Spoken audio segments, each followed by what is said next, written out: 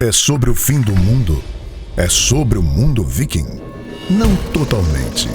São conflitos, decisões, tragédias e resultados que têm habitado o nosso mundo penal e processo penal. E quem conta?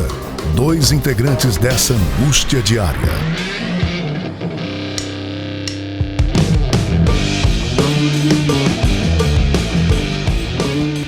Olá, você escuta e assiste agora o podcast Processo Penal Ragnarok, o seu podcast do fim dos tempos.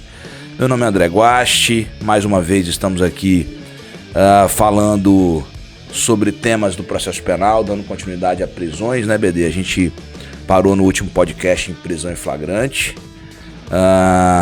Botafogo continua líder, eu posso dizer isso, porque estamos... Porque gravamos simultaneamente 2? Não foi por isso. Não, porque gravamos simultaneamente 2, e mesmo que ele vá ao ar daqui a 2 semanas, matematicamente, é impossível que alguém consiga chegar no Botafogo, que está a 12 pontos hoje do segundo colocado. Já falei para todos meus amigos botafoguenses, que eu gosto muito. Se esse novo técnico não fizer besteira, não quiser ele ser o protagonista, é só deixar andar como tá, que tá muito bem encaminhado. Deus queira. Vamos lá. E deixa o Flamengo ganhar o tetra da Libertadores esse ano, tá, fica tudo certo. Deixa não, tá demais. Já. Isso aqui enfraquece. Teus amigos meus flamenguistas falam assim: não, cara, eu tô torcendo pro Botafogo, mas eu não torço pro Flamengo, não, sou fora. Não preciso da sua torcida, pode torcer contra, tô nem aí. A gente falou na última... Vamos dar prosseguimento, né? Vamos, a gente não tem nenhuma atualidade, os tribunais superiores estão de recesso, estamos em a julho. gente está de recesso, mentira, a gente não tem recesso. É verdade. Todo mundo acha que a gente tem recesso, você sabe disso, né? Sim, o povo fala que você não está de recesso? Não, quem dera que eu tivesse recesso em julho. É verdade. Tem. Em dezembro nós realmente temos um recesso ali de 2 semanas, 2 semanas e meia mais ou menos. 20 de dezembro. Né? Mas em julho não. Eu, no meu tribunal, pelo menos não sei do TRF2. Também não, pelo contrário. Podia ter um recesso de festa junina, né? Julina no caso. Mas tá bom. Eu nem ia achar ruim, não. Não. Tá tudo certo. Dando continuidade então, pessoal, prisão em flagrante. Falávamos aqui, iniciávamos, né? Falamos sobre o sujeito ativo da prisão em flagrante, agora sujeito passivo da prisão em flagrante. Temos algumas peculiaridades nos que diz respeito a algumas autoridades, é interessante que a gente compreenda, né? Elenque cada situação, então a gente vai efetivamente fazer isso. Primeiro aqui a gente fala o menor de 18 anos, ele não pode ser sujeito passivo da prisão em flagrante, né? Para fins penais de para crimes. Fins penais, aí não, da prisão em flagrante. Isso. Né? Então, mas ele será apreendido. Pode ser apreendido em flagrante. Aí nós temos aqui no ECA uma distinção. 12 anos criança, 12 anos incompletos, que nós chamamos, não pode sofrer nenhuma restrição. Por mais paradoxal que possa ser, uma criança eventualmente de 11 anos de idade cometer um fato gravíssimo, essa criança não pode ser apreendida, não pode ser levado para um centro de detenção de menores. O adolescente, por outro lado, né, aquele 12 anos completos até 18 anos incompletos, ele pode sim ser apreendido em flagrante. E no caso do Estatuto da Criança e Adolescente, o procedimento ali é diferente, né? O delegado pode liberar, né? Se por acaso o delegado entender que aquele menor deva ser apreendido, ele apresenta ao Ministério Público. O Ministério Público pode arquivar aquele expediente, conceder a remissão, né, ao menor infrator ou oferecer uma representação justamente para que o juiz eventualmente possa decretar a medida de internação provisória, que no caso do ECA pode durar no máximo 45 dias, certo? Presidente da República. É um regime próprio, que o Supremo já disse que é exclusivo dele, porque alguns estados tentaram estender isto a governadores. Eu ia falar isso também. O Supremo já disse que isto é exclusivo do presidente. Ele não pode ser preso enquanto estiver no mandato. Né? Ele só pode ser preso após sentença penal condenatória. Não é possível prisão preventiva de presidente da República. Isso. E nesse caso, lembrando que ele não responde por atos estranhos à função nem anteriores ao exercício do mandato. E aí BD já relembrou, o próprio Supremo entende que não há simetria para governador, então algumas constituições estaduais que traziam previsões idênticas foram reconhecidamente inconstitucionais. O silêncio da Constituição Federal foi considerado um silêncio eloquente. Isso. Só a autoridade máxima do país, que é o presidente da República, é que tem essa prerrogativa, essa garantia, no caso. Teoria do silêncio eloquente ou teoria do silêncio relevante. A omissão constitucional significar algo, no caso significa uma escolha, não foi um esquecimento. Significa que este silêncio é uma escolha, é uma opção de não se estender para as demais autoridades tal regime. Ok. Magistrados e membros do Ministério Público só podem ser presos em flagrante por crimes inafiançáveis. Isso aqui é uma discussão, né? Isso gera algum atrito, muitas vezes, com delegados de polícia, muitas vezes, até a polícia militar. É claro que numa situação de flagrante, então se um promotor de justiça, um juiz estiver agredindo uma pessoa, não pode impedir a agressão? Claro que não. É óbvio, né, que não é assim que funciona. Aí eu gosto muito de se diferenciar o flagrante captura do flagrante lavratura. Exatamente. A expressão é a mesma, flagrante, mas uma coisa é você parar a agressão, outra coisa é você lavrar o flagrante.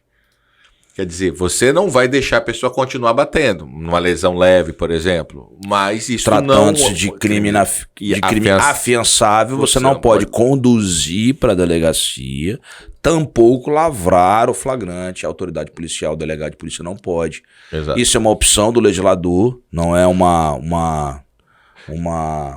beneplácito, né? E também não é um escudo para cometimento de crimes. Isso aí tem uma justificativa para preservação da função, né? Se eventualmente em alguma situação concreta foi utilizada ou é utilizado como escudo para alguma impunidade, a gente pode até discutir. Desvio de finalidade e abuso de direito. Mas isso caiu recente em um concurso também, não em relação a juiz, mas aquela pegadinha de crime de ação privada.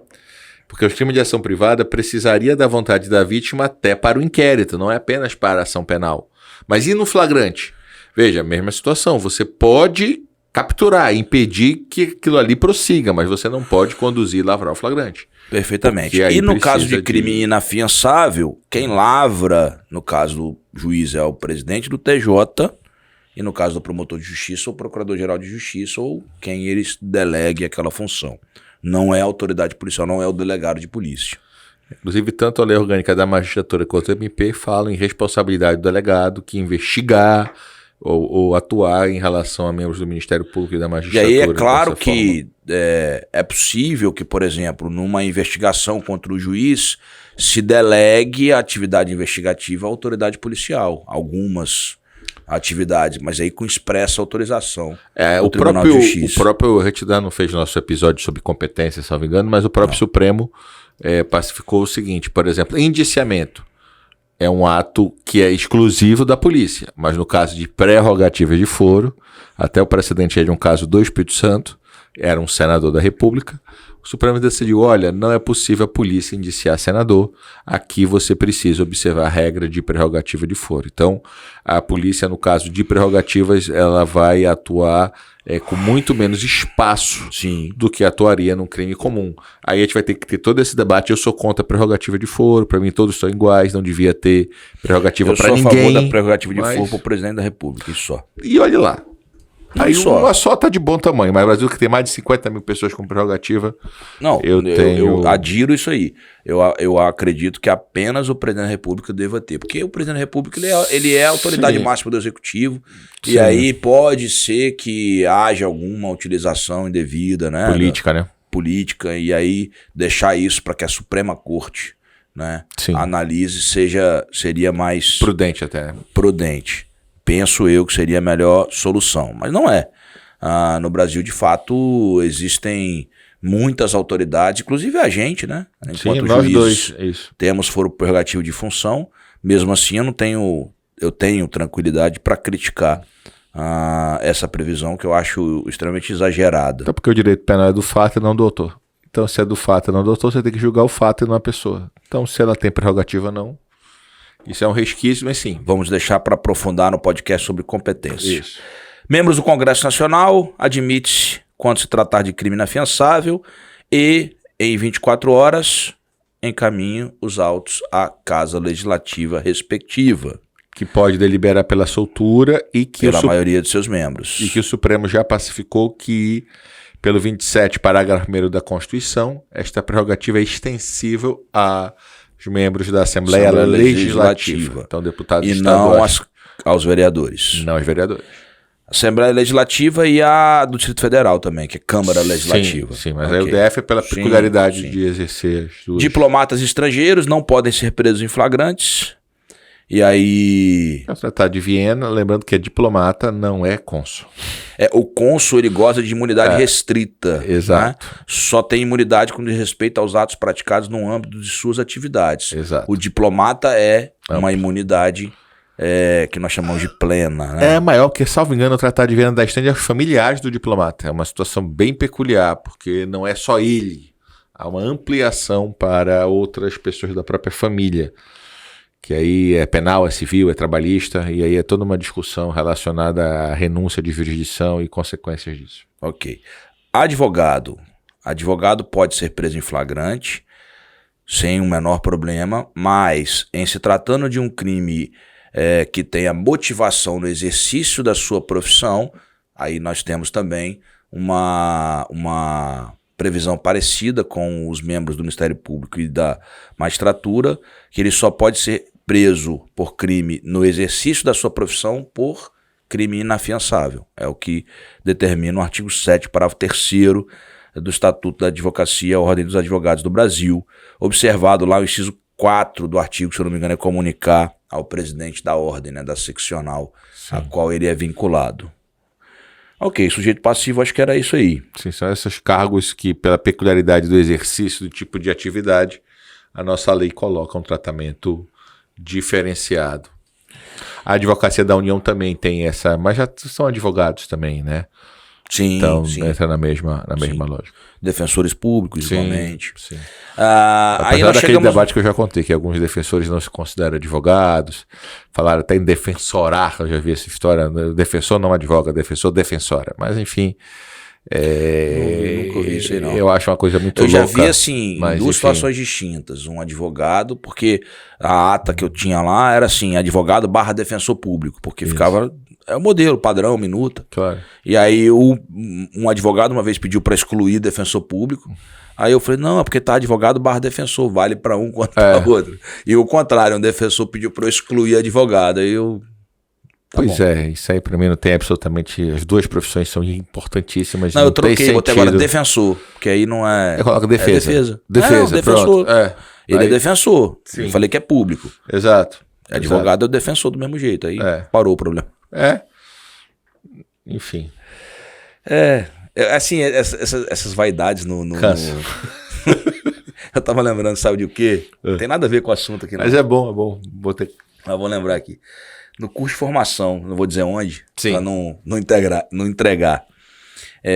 Um procurador de justiça estava dando uma palestra assim pra gente, eu vi que ele ficava pessoalmente incomodado com a expressão MP. Ele dizia que ficava revoltado quando o juiz colocava assim, desse vista ao MP para se manifestar em 5 dias. E a gente no curso de formação novo, sei lá, era novinho, né? Cara, MP é uma expressão utilizada, assim, habitual até. Você vai olhar, sou membro do MPF, sou membro do MPE. Você vai lá no símbolo, tá MP. Era aquela piada de manda pouco, manda muito, é por isso? Não sei. Que MP, aí ele dizia assim, ele fala, não, porque toda vez que eu recebi um despacho MP, eu devolvi o despacho não sei o que, JD. Rapaz, a gente fica olhando assim, o cara tá perdendo tempo. É verdade. De verdade. Realmente. Pra se incomodar em ser chamado de MP. Como assim, cara? Ele é do MP, não? Às vezes eu achei que era motivo de orgulho. Se eu fosse Ministério Público, eu seria. Ficaria envaidecido de ser chamado de MP. Eu acho bacana, né? Às vezes juiz de pisa, uma expressão que eu acho chata, mas... Pois a gente teve essa discussão, acho que até no Instagram eu coloquei assim, cara, Eu nunca me incomodei. Verdadeiramente nunca me incomodei. Porque o problema é a intenção, às vezes. A intenção é isso que eu ressalvei. Que eu acho que é isso que eu ressalvei. Se lá num voto o desembargador está mencionando, ou um advogado que está sustentando ou apresentando suas razões, coloca como expressão. Eu tenho uma mania, talvez é uma mania, talvez seja um toque, transtorno obsessivo compulsivo, de não repetir a mesma expressão no meu texto, no meu despacho. Eu tenho essa mania. Eu sempre digo, direito na literatura. Eu vou utilizando... Não, mas aí é uma mania, cara. É talvez o estilo de escrever. Então eu vou utilizando o magistrado, o juiz, o julgador. Eu vou trocando. Então, assim, talvez até eu tenha utilizado juiz de piso. Sim. E assim, é o que você fala, né? Se você utilizar de uma forma... Dá pra você utilizar de uma forma irônica qualquer expressão, seja juiz de piso, seja excelência. Aí o cara coloca lá excelentíssimo juiz. Então, eu não me incomodo de uma maneira geral, a não ser que seja voltada a ironizar de fato o fato de você ser juiz de primeiro grau, como se isso fosse demérito para alguém. Eu tenho muito orgulho de ser juiz de primeiro grau. Não é demérito nenhum para mim as pessoas me chamarem de juiz de primeiro grau. Eu fiz concurso para isso. Acho maravilhoso. Pronto, esse é o ponto. Eu atingi o meu objetivo profissional de vida, que era ser magistrado. Então, não me incomoda de maneira nenhuma. Não, isso aí eu concordo. Eu tô totalmente... E eu acho que a mentalidade tem que ser essa. A gente faz concurso para ser juiz de primeiro grau. Cada grau tem suas virtudes e suas frustrações e suas vantagens. Cada instância ali tem um cabelo branco que a gente está ganhando e a experiência que vem, né? Igual médico, né? Começa lá, quanto mais experiência, normalmente a gente vai ficando melhor, espero, né? Sim. Espero que daqui a 10 anos eu esteja melhor do que eu estou hoje. Eu com certeza estou mais sereno do que eu estava quando eu entrei há 13 anos atrás da magistratura. Mais prudente, mais sereno, menos afoito. A gente só pode subir quando acha que não está em cima. Se você acha que está em cima, você não pode... Eu lembro que quando eu fiz prova para promotor, na prova de psicólogo, né, psicotécnico, eu tinha 22 anos. E aí me perguntaram se eu não era muito novo. E realmente eu era muito novo. Mas eu usei 2 argumentos. Primeiro, uma frase clássica de Thomas Paine, que diz o seguinte: olha, esse defeito o tempo corrige. Ninguém vai ser eternamente jovem. Se esse é o problema, o tempo vai corrigir. Legal. Não é uma coisa que eu preciso... Não se preocupe. Esse é o defeito que você não precisa fazer nada. Daqui a 10 anos já não vai ser mais. Esse é o defeito que você não precisa fazer nada. E outro que a Constituição prevê, não para MP, agora prevê 3 anos para MP, na época não tinha, em 99, 98, mas você tinha outros cargos que estão na Constituição que você pode exercer. Você pode ser vereador com 18, deputado estadual com 21. Então, como é que você tem idade para exercer cargos importantes e não pode exercer outros? Então, o problema não é só a idade, porque... E aí é uma expressão de júri da época que eu era promotor. Os cabelos brancos não significam muitas coisas porque os canalhas também envelhecem. Então, você não tem... A questão também de idade não é uma garantia de absolutamente nada. Sem dúvida, então, sem dúvida. Perfeita colocação, por sinal. Flagrantes em crimes habituais e permanentes. Vamos começar com fácil? Vamos. Crimes habituais. O que são crimes habituais? São aqueles que não se consumam apenas em um ato. A gente costuma dizer... por exemplo, o charlatanismo, né? Seria um crime em que o exercício legal de medicina... Isso. Não é isso? Uhum. Em que você precisa de uma reiteração de atos. E aquela discussão, você tem Mirabete dando aqueles exemplos, ou Damasio, se eu não me engano. Mas se você chega numa clínica e que tem diversas pessoas ali na recepção, como é que você não considera aquela situação em flagrante? Porque você consegue verificar que aquela situação é habitual. Que a regra é que o crime habitual não é possível a prisão em flagrante, a configuração do flagrante no crime habitual, porque você não consegue encontrar no flagrante uma habitualidade, né? Eu tendo a concordar, mas eu também concordo com o exemplo, eu não sei se era de Mirabete ou de Damasio. Sim. Esse meu exemplo sempre me na cabeça. Também não lembro, mas eu concordo com as 2 situações mesmo. É difícil tu estar na habitualidade em flagrante, né? Sim, é difícil, mas nessas circunstâncias, se você conseguir demonstrar, perfeitamente. Exato.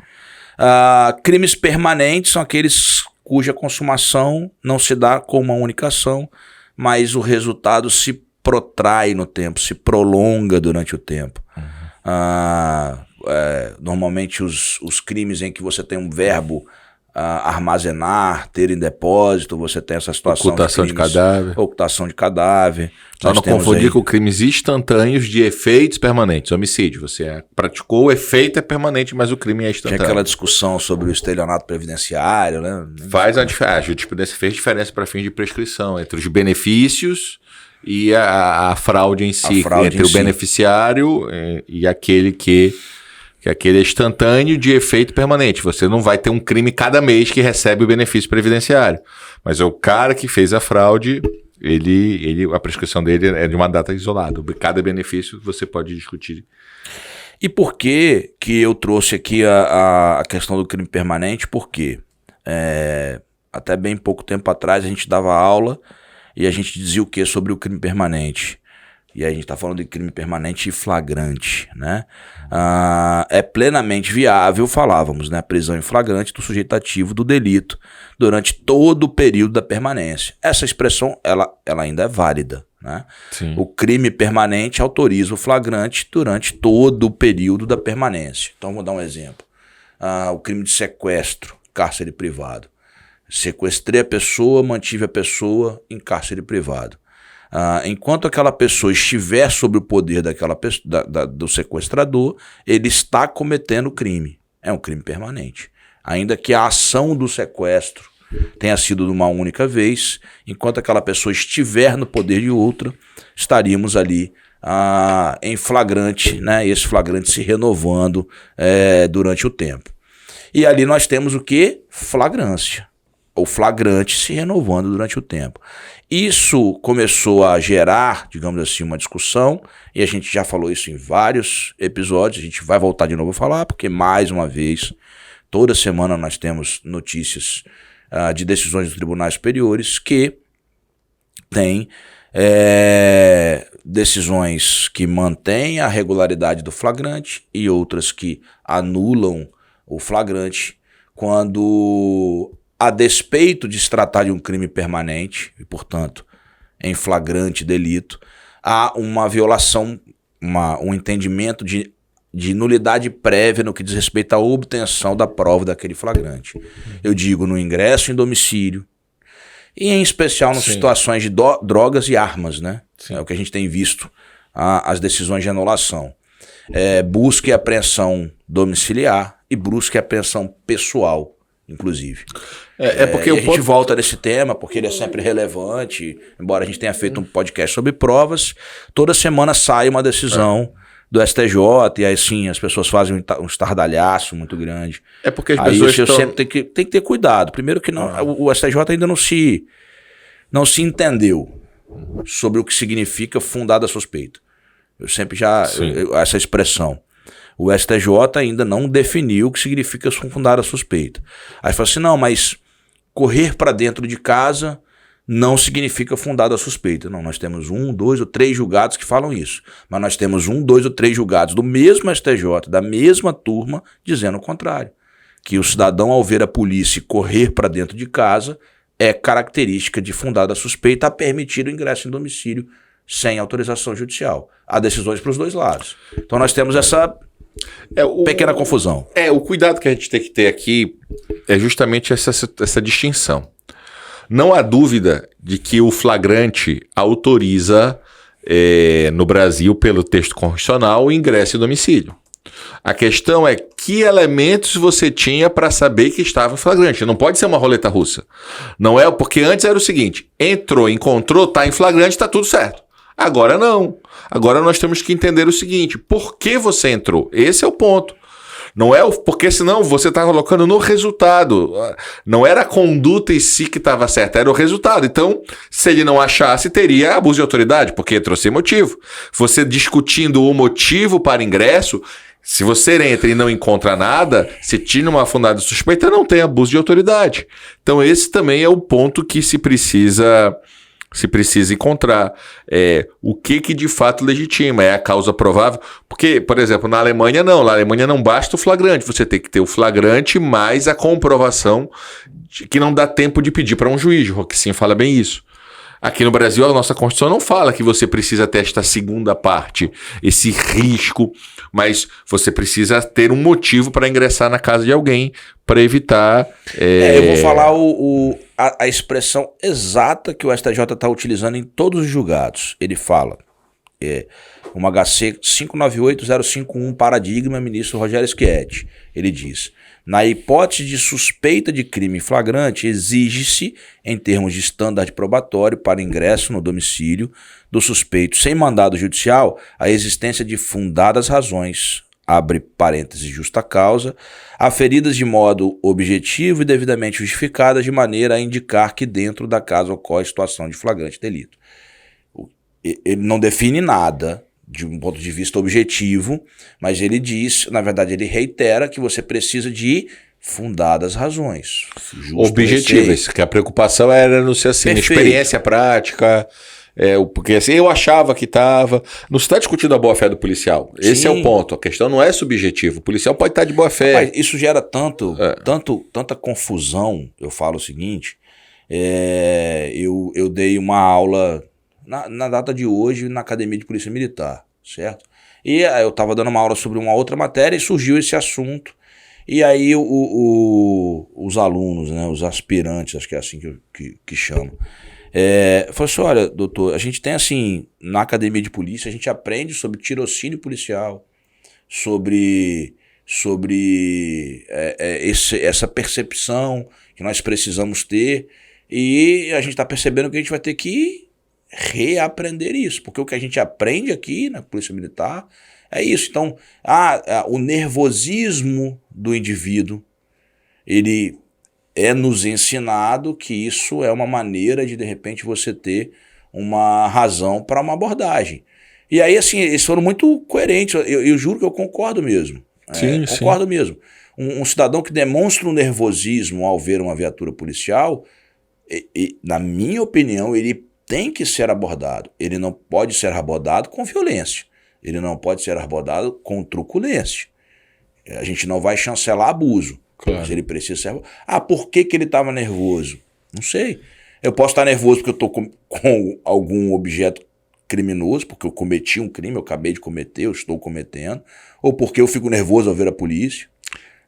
Enfim, não sei.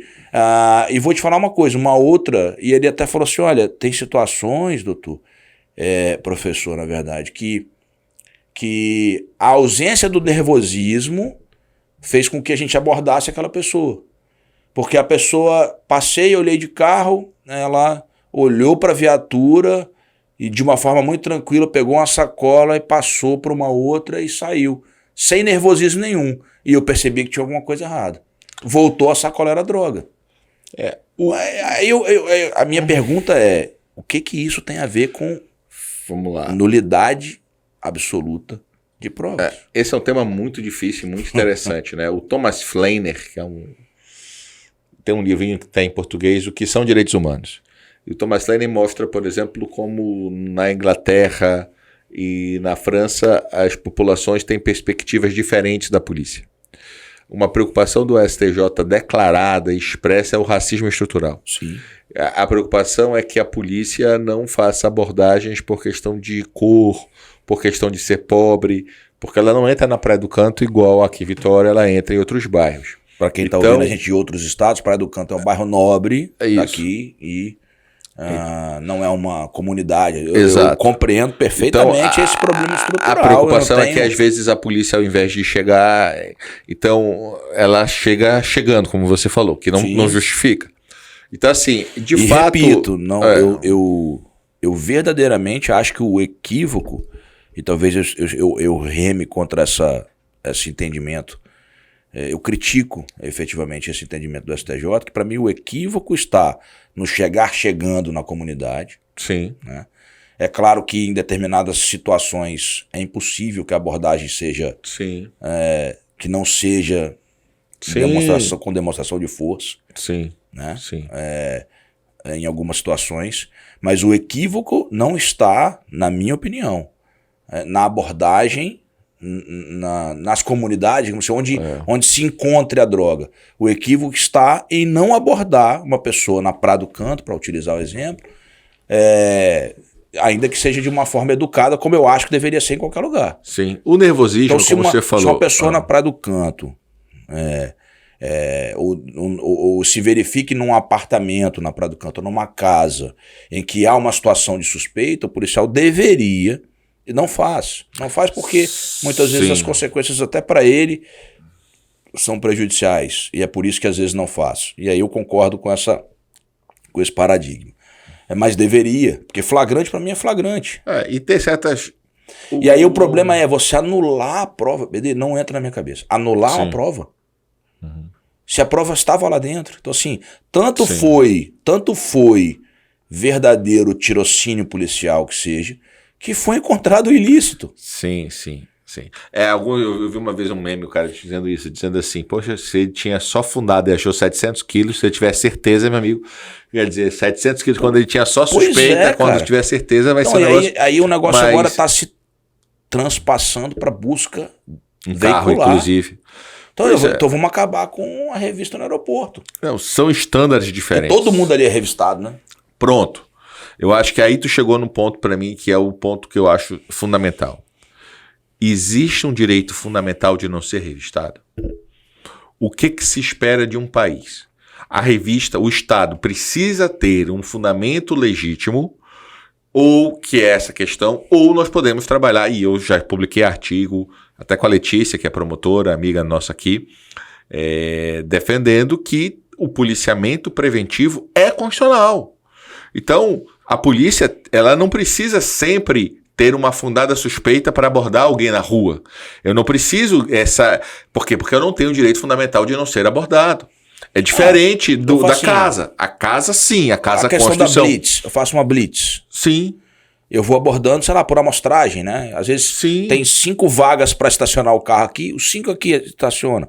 Não tem mais o que fazer. É meio que no escuro ali mesmo. Mas a função da blitz é essa. É demonstrar a presença policial, demonstrar o policiamento ostensivo, e se naquele momento alguém for pego dirigindo alcoolizado, se em algum veículo for encontrado um ilícito, se alguém tiver... Porque aí eu penso assim, eu vou dar o mesmo exemplo sempre. Agora vamos falar da busca e apreensão veicular, né? Aí numa situação como essa, abre o porta-mala, tem uma criança morta. Sim. Essa prova é ilegal? Tira os 100 quilos de maconha e traz uma pessoa morta. Não. E eu via um doutrinador em rede social esses dias defendendo a possibilidade de aplicar a nulidade a depender do crime. Se o crime for grave, como seria esse homicídio, né? Um sequestro, aí não seria nula a prova, mas se for droga, é nula a prova. Não faz sentido. A gente precisa ter muito cuidado, né? Vai sair agora o segundo volume de uma coletânea que o ministro Schietti, o Madeira e eu coordenamos com artigo seu, vai ter também. E eu não escrevi sobre ingresso em domicílio. Deveria ter escrito, mas na próxima eu vou. Vamos lá, sobre essa coletânea que vai sair pela RT, Justiça Criminal. Tem um artigo do Leonardo, que é um juiz em São Paulo, que hoje é o juiz auxiliar do ministro Schietti. E o Leonardo escreveu muito bem, citando uma decisão da Suprema Corte Americana muito curiosa, um movimento muito, muito interessante, que um traficante contou mais, uma vez havia um debate lá sobre se livrar da droga. O cara joga a droga, se aquilo ali torna ou não torna a prova ilícita. E ele usou a seguinte expressão: eu já fui preso várias vezes e eu era culpado. Eu sabia que a única solução para mim era a prova ilícita. Eu acho tão complicado a gente naturalizar e aceitar que a pessoa se dê bem, praticando um crime, também já contando com a ilicitude da prova do Estado, dizendo que prova ilícita é para evitar abusos. Quando há um abuso evidente, é uma coisa. Então eu acho que essa é a preocupação. Para mim, essa é a dificuldade. Você também proibir a polícia por completo de fazer policiamento preventivo. A Constituição não fala isso. A Constituição no artigo 5º fala em dever de segurança. Como é que eu vou fazer segurança sem policiamento preventivo? Quer dizer, como é que eu posso garantir que eu vou ter... A abordagem tem que respeitar direitos humanos. Ponto. Não estou discutindo que o cara jamais possa... vou chancelar a abordagem que o cidadão chega dando um tapa no rosto dele. Pronto. Não há discussão. Não há discussão. Mas você tá na rua... Não se chancela isso aqui, não dá nem discussão. Mas quando você tá na rua, não dá para dizer que você tem direito fundamental de não ser abordado, cara. Não dá. Então, assim, eu não posso exigir sempre da polícia a fundada suspeita. Eu tô falando buscas pessoais, colégio, paredão. Sim. Não estou falando de busca domiciliar, não estou falando, né? Então, porque o domicílio tem um plus, né? Tem essa... Agora, a gente caminha nesse sentido de... eu acho que o pêndulo sai de um extremo para o outro. Antes podia de qualquer jeito. Vamos achar o meio termo, vamos achar Perfeito. um ponto de equilíbrio. Sempre achei o meio termo. Você falou numa situação interessante, vou te falar eu fiz um júri, não vou dizer onde também, porque o processo ainda está em andamento. E que provavelmente vai gerar uma discussão sobre... Mas como você diz assim, como é que os réus atualmente estão, inclusive, sabendo dessa questão da possibilidade de você plantar nulidades, porque... caso da renúncia, né? Você vai contar? Da renúncia eu só vou contar antes até. Isso, aquele caso é interessante. Num júri, eu fui fazer esse júri, ele já tinha sido adiado por 4 vezes. 4 vezes. Sempre, em todas as vezes, em razão ou a pedido da defesa, ou em razão de uma situação da defesa. No adiamento anterior ao júri que eu fiz, ou 2 adiamentos anteriores, esse réu, ele está num presídio federal e ele foi apresentado nesse júri, e quando ele apareceu no telão para fazer o interrogatório, ele estava com algema porque era um presídio federal, então tem uma norma de segurança. Quando ele apareceu, ele levantou o braço com a algema, tá gravado isso, e olha aqui, só para dizer que eu tô algemado, estou sendo constrangido na frente dos jurados. Mais ou menos isso que ele falou.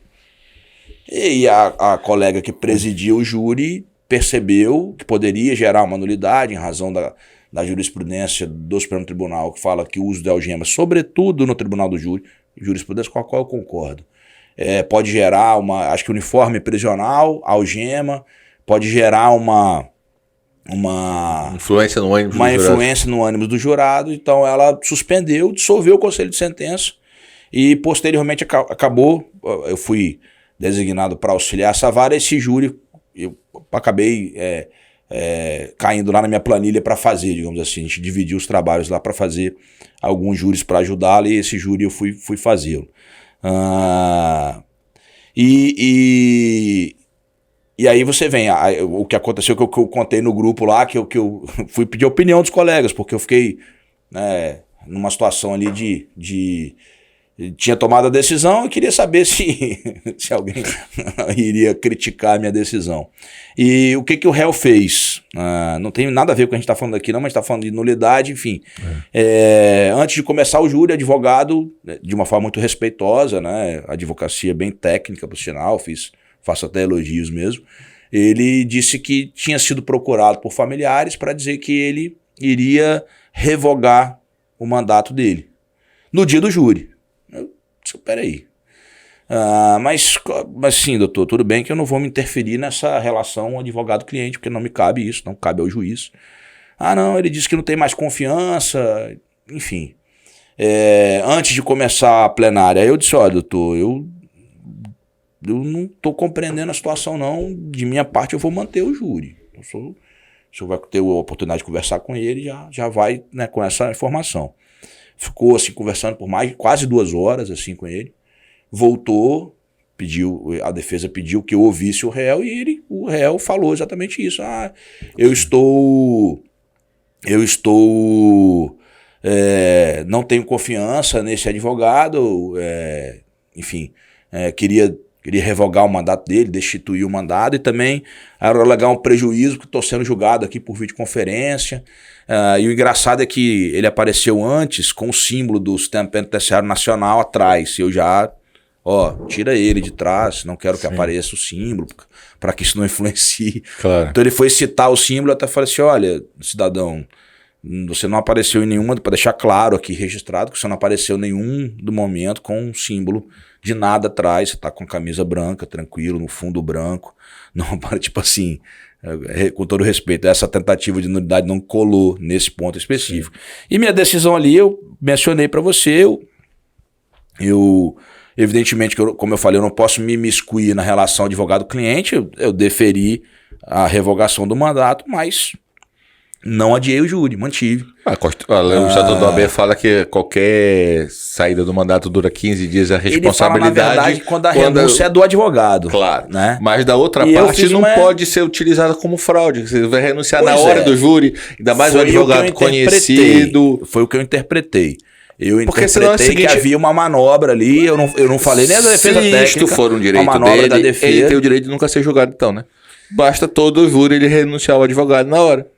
E o Estado vai ficar sem julgá-lo. Acabou. Se você considerar um direito de renúncia e isto vincula o juiz, parabéns. Então eu vou contratar um advogado cada vez, troco, e ao trocar sucessivamente eu conseguiria não ser julgado.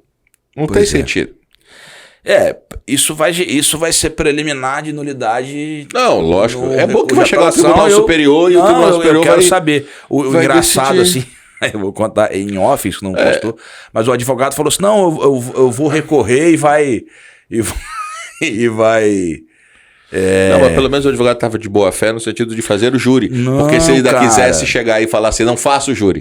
Aí seria um outro problema que o cara não tem. Abandono, teria que aplicar multa. Não. Ó, e aí deixo registrado, eu não falei nomes aqui, nem vou falar, mas eu deixo registrado que ele foi extremamente polido, educado, técnico. A todo momento, não questiono isso. Fez um júri muito disso, né? Porque assim muito aguerrido, atacou pontos específicos. A tese era de negativa de autoria, atacou pontos bem específicos. O júri durou de 9 horas da manhã a 9h30 da noite. Então, assim, não dá para falar em cerceamento de defesa, né? Não dá para falar em violação para defesa, porque ele teve, né, todo o direito resguardado. Mas como você falou da questão do réu, né, saber que uma nulidade de prova pode lhe beneficiar, uma vez que a situação já está feia para ele no ponto de vista de condenação, eu lembrei desses dois fatos que aconteceu em um processo específico. Então, minha crítica é essa. Eu sinceramente não acho que há direito fundamental de não ser abordado, portanto eu concordo plenamente com a conclusão do artigo de você e de Letícia.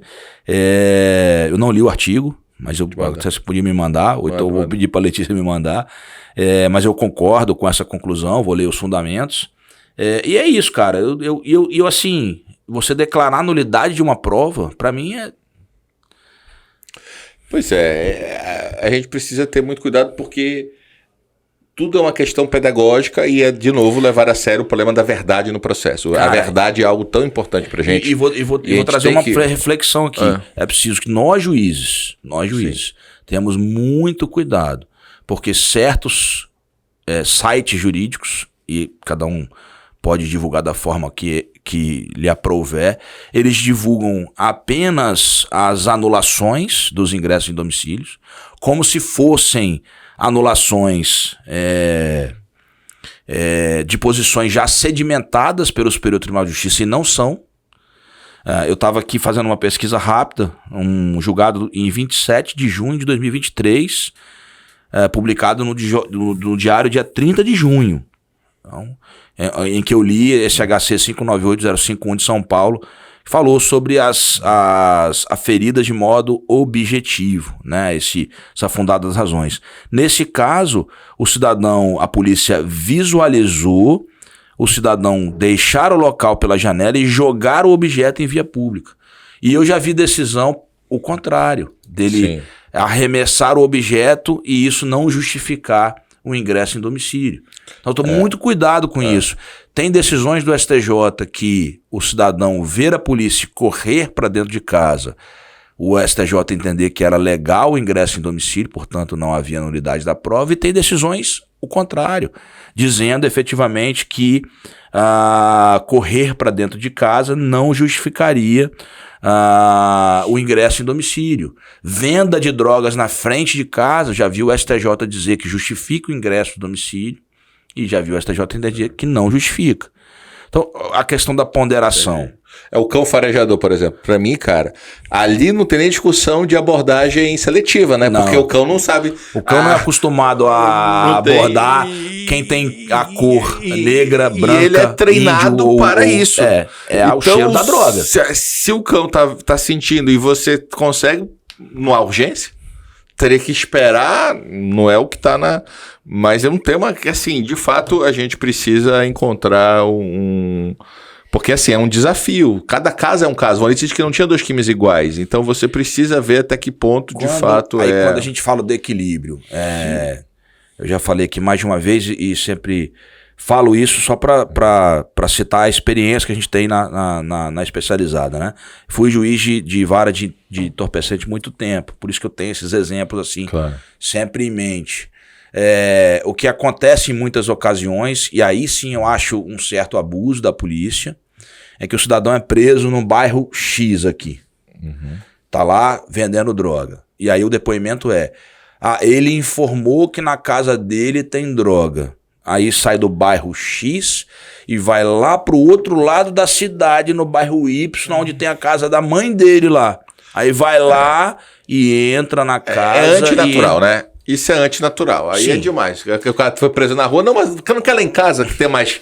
Eu sei quanto. Tem um corpo também no quintal. Aí não. Pois é. Aí é evidente que há, de fato. A gente não pode naturalizar você sabe, esse assim, tipo de... Eu tô sempre aqui em defesa... Do equilíbrio. Não.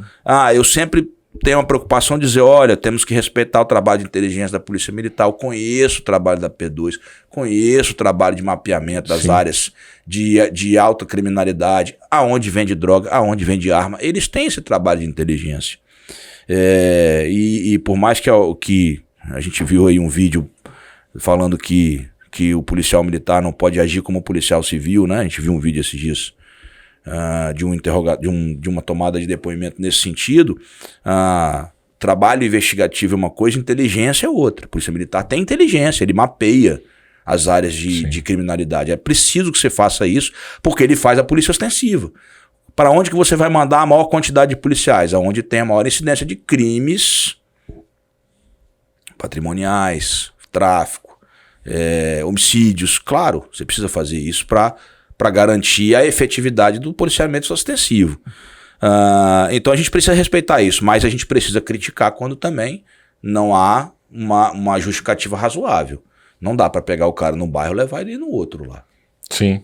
Aí realmente... Ou tá na rua, levar pra casa e completar a diligência em casa. Uma coisa é o cara tá traficando na frente de casa. Não, mas cara. Sim, eu sei. Isso é comum. Exato, isso é absolutamente comum. Então eu falo assim, é equivocado. Neste caso não justifica. E realmente é necessário conseguir um mandado de busca e apreensão. Que o juiz vai dar? Domiciliar. Como é que o juiz vai negar nesse caso? A alegação muitas vezes é o tempo, que às vezes demora. Cara, mas aí é um problema estatal. Aí o Estado precisa operar. Aí é o Estado juiz se omitindo, realmente. Exato. Aí você precisa operacionalizar. Lamento. Perfeito. Levou o flagrante, delegacia, o delegado. Tem droga em casa? O delegado faz o pedido no plantão, que seja. Claro. E é urgente. Preciso entrar lá porque tem uma informação de droga. E não chegar lá e realmente meter o pé na porta e entrar. Nesse ponto eu concordo, né, com a crítica aí dessa ação especificamente. Fechamos essa? Fechamos. Próximos. Flagrante provocado ou preparado. Né? A gente está indo na ordem aqui de... Sim. O que seria o flagrante provocado? É aquele em que o agente é instigado a praticar o crime, não sabendo que está sob a sua vigilância. E aí comete o crime. Aí é o cuidado que precisa ter. Súmula 145 do Supremo Tribunal. Não há crime quando a preparação do flagrante pela polícia torna impossível a consumação. Aí eu falo assim, toda vez que há uma preparação, no sentido técnico, há nulidade? Não, também. Porque o STJ, o Supremo Tribunal também, já compreendeu, por exemplo, quando o policial se disfarça de usuário de droga, num ponto de droga, ele se disfarça para comprar droga, e ali você tem o crime. Não é só de venda de droga, comercialização, porque o artigo 33 da Lei de Drogas tem vários verbos: armazenar, manter e depósito. Então você teria sim a possibilidade de se caracterizar o crime nessa situação de uma possível provocação, né, do flagrante. Nesse ponto não há ilegalidade. Tem que diferenciar o preparado do esperado, você vai já falar dele. Mas só para a gente ter esse cuidado, o preparado, ele, sem a atuação da pessoa, o fato não existiria. Esse é o grande ponto. No preparado, há uma intervenção no nexo causal. Se não existisse a atuação da polícia, aquilo ali não aconteceria. Já o esperado não. Com ou sem a atuação da polícia, o fato aconteceria do mesmo modo. Do mesmo modo. Então, por exemplo, as pessoas têm dificuldade no preparado. Você arma porque você suspeita que alguém, por exemplo, está subtraindo joias da sua casa, ou está subtraindo. Você deixa lá, faz e prende. Isso seria preparado. Se você não tivesse feito aquela situação, não aconteceria. Já o esperado, com ou sem sua atuação, o fato aconteceria naturalmente do mesmo jeito. Há uma crítica da doutrina, é a súmula 145 e ao próprio flagrante preparado, dizendo que, até dizem que é de Machado de Assis, essa frase, outros falam que é de outro. Não é a ocasião que faz o ladrão nasceu feito, a ocasião faz o furto. O furto, quer dizer, se você preparar para você ou para mim, não vai acontecer nada. Então a questão não é... Não, a diferença é o seguinte, da preparação, eu penso assim, vamos colocar esse veículo aqui nessa rua, a gente sabe que o cidadão passa, a gente coloca uma equipe de 10 policiais aqui nesse ponto da rua, 10 policiais aqui. É impossível que ele vai conseguir consumar aquele delito. Aí ele entra para... O exemplo é de furtar um toca-fita, que não existe mais, né? Isso. Então aí você prende o cidadão, tá, beleza. E essa preparação impede. Mas no exemplo que eu dei, né, de que o policial, ele se faz dessa artimanha, né, que é uma artimanha de investigação, para comprar uma determinada substância entorpecente para efetuar a prisão, a gente tem que lembrar que esse crime, por ser permanente, ele tem... já aconteceu antes da comercialização em si. Perfeito. Então é por isso que não há nulidade, é por isso que eu fiz questão de mencionar. E aqui a gente sempre, quando vai falar flagrante, provocado, preparado, fala do flagrante retardado, forjado. Flagrante forjado é crime, né? Crime simples. Da crime polícia que faz isso, né? Simples. Forjado é quando eles plantam uma droga, né? Forjam um crime. Claro que não tem flagrante. Você coloca na mochila de alguém, isso não é flagrante. Isso a gente chama de flagrante forjado por uma questão de até técnico, né? Exato. Mas o que há, na verdade, é crime de quem simulou aquela situação ali, que nunca aconteceu. Flagrante retardado já é uma situação diferente. Prorrogado, retardado. Tem previsão na lei de organizações criminosas e na lei de crimes na lei de entorpecentes, em que você deixa de efetuar o flagrante naquele momento. Então, digamos que o cidadão está chegando de uma viagem com droga no corpo e a polícia investigando sabe que ele vai levar a droga para um traficante que tem esse costume de utilizar de mulas, né? Que é essa pessoa que normalmente faz esse transporte de drogas no corpo. Então deixa de fazer o flagrante ali para prender ela no dia seguinte, quando ela for levar. Isso é o flagrante retardado, precisa, né, de alguns requisitos nesse para que não haja também ilegalidade, mas não há nenhuma nulidade nesse tipo de flagrante também. A questão é essa, você deixa para efetuar a prisão no melhor momento do ponto de vista da investigação. Nesse momento agora, ele não está em flagrante, mas lá atrás ele estava. Só que se você prendesse lá atrás, você estragava toda a investigação, porque ainda está muito no começo, tá? Você não conseguiria pegar os outros membros da organização. Então faz de conta, continua vigiando, tanto que na lei de drogas, além do flagrante prorrogado, tem a entrega vigiada. Você deixa simplesmente aquilo ali aparentemente acontecer para você conseguir melhor elementos probatórios quando a investigação estiver madura, quando aquilo for adequado. Não é evidentemente passar pano, não é isso. Você está retardando, você está diferindo, porque agora não é o momento ideal de efetuar essa prisão, porque vai perder, do ponto de vista do interesse público, conseguir esta prova mais robusta contra outros membros da organização ou em relação àquela pessoa mesmo. Por isso o nome, prorrogado, retardado ou diferido. Ok. Autoridade com atribuição para lavrar o auto de prisão em flagrante. Regra, autoridade policial. Do local onde foi realizada a prisão. Uma coisa interessante que não precisa ser na sede da Polícia Civil, né, da chefatura de polícia. Eu posso lavrar o flagrante aqui. Digamos que aqui esteja cometendo um crime, a polícia pode vir com o computador e lavrar o flagrante aqui. Não há nenhuma impossibilidade nem nulidade disso. E a pegadinha que o André colocou bem é onde ele é preso, não é onde o crime se consuma. Porque se o cara foge, então o crime se consumou em Vitória, o processo vai ser em Vitória. Mas ele foi preso em Vila Velha, em flagrante por causa da fuga. Você lavra o flagrante em Vila Velha e depois manda o inquérito para Vitória. Que a lavratura é no local da prisão. E agora a competência é não no local da prisão, a competência é no local da consumação. Então só precisa ter esse... E aqui um dispositivozinho cuidado. do Código de Processo Penal que sempre gera uma polêmica, sempre em razão do sistema acusatório, mas o artigo 307 do Código de Processo Penal permite que o juiz lavre o auto de prisão em flagrante quando o fato for praticado na presença da autoridade ou contra esta no exercício de suas funções. Esse dispositivo há pouco tempo atrás foi questionado e o STJ entendeu que ele era válido, não havia nenhuma irregularidade. Então, por exemplo, numa situação de falso testemunho, como esse crime teria sido cometido na presença da autoridade, o juiz poderia lavrar o auto de prisão em flagrante. Na prática, eu acho que... Tá com muito tempo esse juiz.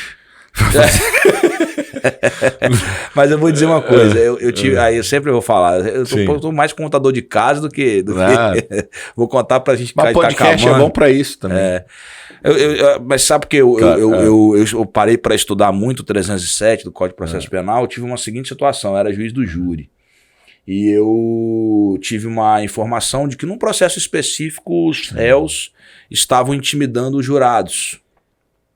Estavam mandando visita nos jurados, visita no emprego dele, para votar a favor, né? Vamos votar para absolvê-lo. E aí vieram essas informações, o Ministério Público trouxe e tal, e isso assim, um dia antes do júri. Então eu fui para o júri já com essas informações, qual que era a minha intenção. Bom, eu vou suspender a realização do júri, porque os jurados não estão em condições, né, sofreram pressão. Vou representar para o desaforamento, a representação minha, né? O desaforamento seria a possibilidade do júri ser julgado em outra cidade. É uma forma de deslocamento de competência, posso até falar isso. Não é o juiz que determina, é o Tribunal de Justiça, a qual ele é vinculado, ou o Tribunal Regional. E eu fiz o quê? Eu decretei a prisão preventiva dos réus. Claro, exato. No depoimento, nos depoimentos que chegaram ao meu conhecimento, uma das pessoas que não era réu dizia que no dia do júri ele compareceria para ver se eles iam votar mesmo a favor do parente, amigo, não sei. E o que eu compreendi? Olha, ele foi lá no dia e estava lá no sentido de intimidar. Perfeito. O crime de ameaça, coação no curso do processo, que fosse ali, ele não se pratica só por... Ele se pratica também por ações, assim, símbolos, né? Claro. E eu entendi que ele estava em flagrante. Perfeito. Para mim, perfeito. Eu fui, lavrei não. Perfeito. Constei em ata e mandei... requisitei a lavratura da autoridade policial. E na época a autoridade policial entendeu que ele não estava em flagrante. E se recusou a lavrar o flagrante. Por isso que eu falei, fui estudar isso aqui com calma, fui no NUT, por quê? Porque quando você encaminha um falso testemunho, um flagrante dessa de coação no curso do processo, ameaça que seja ali, quando você faz isso, você está determinando, não tem juízo de valor. Claro que ele está atuando ali basicamente como polícia judiciária. Exato. E ele tem simplesmente que lavrar a prisão em flagrante. Exato, aí não é autoridade coatora. Porque se tivesse que ter um habeas corpus, foi determinado pelo juiz. Exatamente. Ele é a autoridade coatora seria o juiz que determinou a lavratura. Assim como determina a prisão preventiva, a prisão temporária, enfim. Teve um caso que ficou famoso em São Paulo. E assim, era um caso de extrema repercussão, e o cara foi solto, aí eu fiquei assim... Teve um caso em São Paulo... Gerou depois, assim, processo por prevaricação do delegado, foi até uma situação... Que o juiz tinha que ter feito o que você fez e não fez. Caso complexo, mas saiu no Conjur até, em outros sites. O réu no júri fala o seguinte: eu sou da organização criminosa X, vocês sabem que ela é perigosa, se vocês me condenarem jurados, olhando para os jurados, eu vou matar todos vocês. Claro que o juiz tinha que parar o júri, aí não tem como, porque já era um problema, mas o juiz não parou. Teve o júri. Coação no curso do processo, não avião, teve nada. Presídio Federal. Em dúbio pro réu, os jurados absolveram. É loucura, cara. É loucura. Vocês podem consultar esse caso no conjunto.